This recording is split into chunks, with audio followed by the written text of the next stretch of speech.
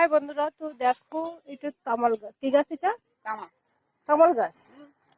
এটা কিরকম হয়? এটা কি হয়? গাছটা দিয়ে কি হয়? কেন কৃষ্ণের সে তামা ও জানো না? কৃষ্ণের, এদিকে তাকাও, রাধে এদিকে তাকাও। এই তো কৃষ্ণের তামাল। হ্যাঁ, কৃষ্ণের তো তামাল গাছে করতে, তাই? তাই না দিদি? আচ্ছা, এই ফলটা দিয়ে কি করে?